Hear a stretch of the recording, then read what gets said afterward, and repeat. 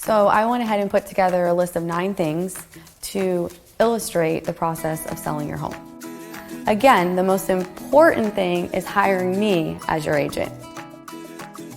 Hiring a real estate agent, you need to feel comfortable with them. You want to make sure that they're full-time. You want to make sure that they're seasoned.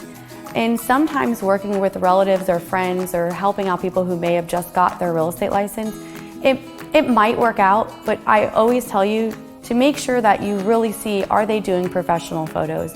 Do they understand today's market? And with all of that being said, you don't want to just hire someone because you like that person. You want to hire a professional, just like when you hire a lawyer, a doctor. You hire them because you know that they're going to meet your needs and they're going to look out for your best interests. So when you're thinking of hiring a real estate agent, hire me. Next, offers and contract. My job as an agent is next to present these multiple offers and then to take those multiple offers and turn one into a contract.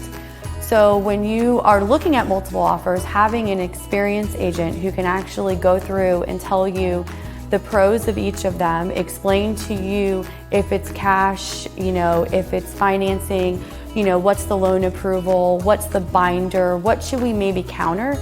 That's the first step. So after we go ahead and get to an agreement, we come to the contract, that's where all those dates are going to become important moving forward to the next steps.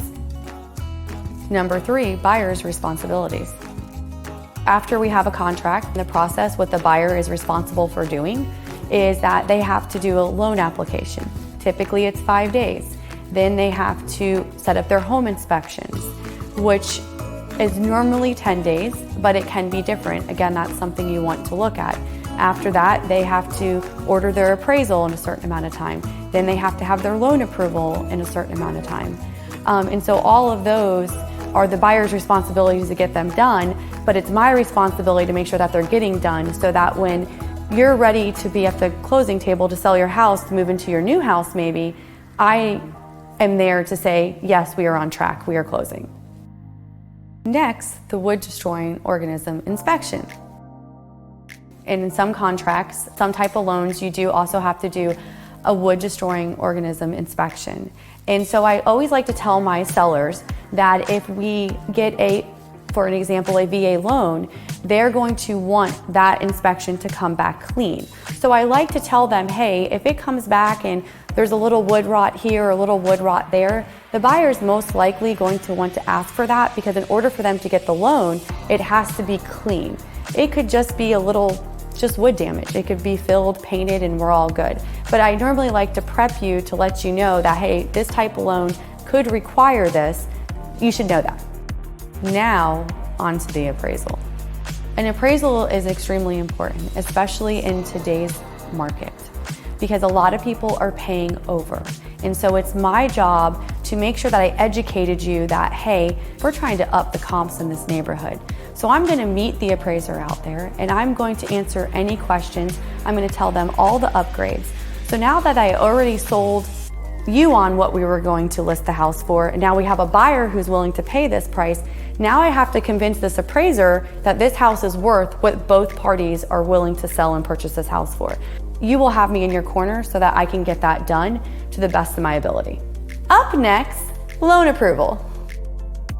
We've gotten through all the hurdles, so now we're at the loan approval, which is normally probably 7 or 10 days before we're getting to the closing. So it's my job to make sure that the lender has loan approval, that they sent out this closing disclosure in the timely manner that they need to in order for us to close on that closing date. And so we don't want to get to the closing table and you're not closing. So it's my job to make sure, again, that the lender and the buyer have been doing their requirements in order to get to the closing table. And that's why it's important to hire an agent who understands the complete process. Now, the closing attorney. During all this process, we will have a closing attorney who has done the title search, made sure if we have a homeowners association that there's no issues with that. If a condo needs to approve the buyer, they will handle that as well. And they will also make sure at the closing table, if you have any questions, you will have an attorney there to help answer those questions so that the deal runs smoothly. And the attorney makes sure that all the documents that you are signing are legal and binding and you feel comfortable signing them. Almost there, final walkthrough. So the final walkthrough for a seller is important. I always tell them to make sure they didn't leave anything.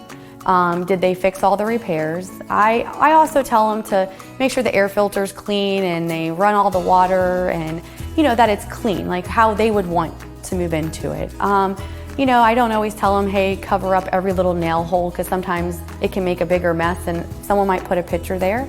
But I just make sure that they go through, get everything, bring the keys, and that the house is clean for their buyer, so when they come and do their final walkthrough, we don't have any issues at the closing table.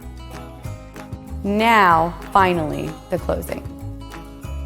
Next, we get to go to the closing. There's a couple ways you can do this. You can actually pre-sign your closing. Let's say you're going out of town. If you want to be somewhere else, you don't have to sit through them signing papers for an hour when yours takes about 15 minutes. But if you want to be there for closing, it's a great way. Some people love to meet the buyers, tell them great things about the house, or some people have stories. Some people bring pictures of the house when they, maybe it was under construction when they bought it. So it can be a really fun experience, and especially you get to walk away with a check.